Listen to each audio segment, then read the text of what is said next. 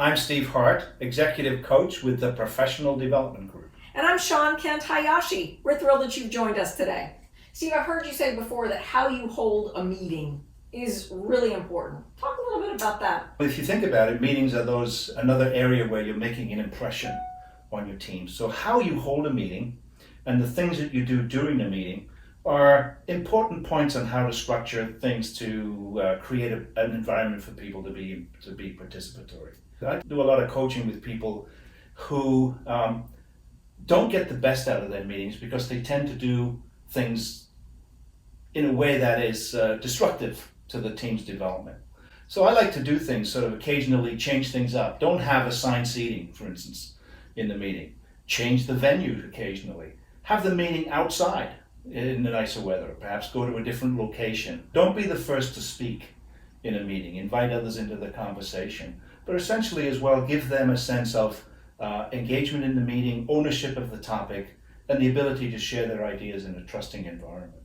How do you create that kind of trusting environment that enables people to share their ideas, particularly when you're working in a team over time? Yeah, so you can't just do it through meetings, right? You have to be a sort of a holistic leader in the way that you do things all the time. Every interaction you have with people as a leader is being judged in some way.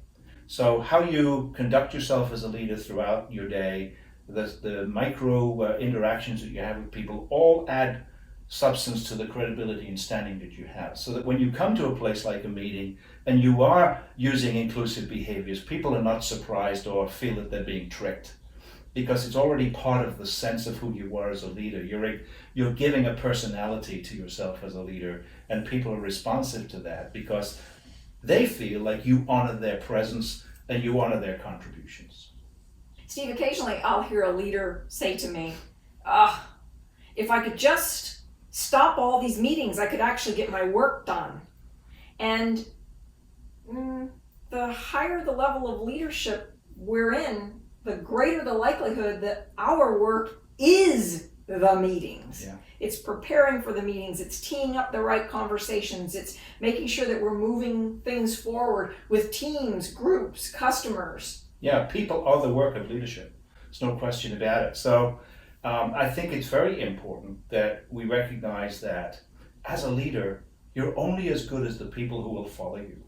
And you're only as good as the people who follow you if they're clear about what they're doing, they share your vision for what it is that you're going to ask them to do, and they buy into the process by which you're creating that existence for them.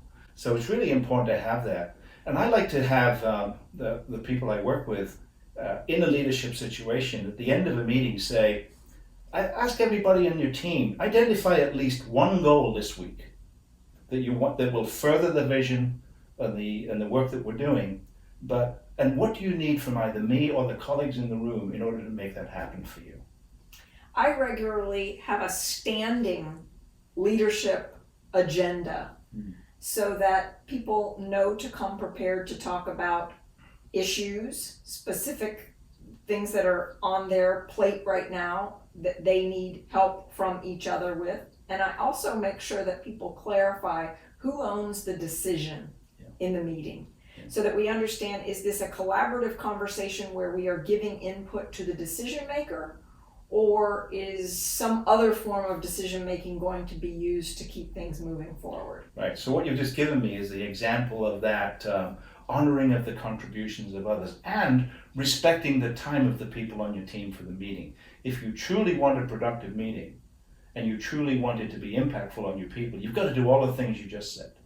People have to be properly prepared, they need to have the information they need, and they need to feel that they can speak openly in front of other people and ask for what they need.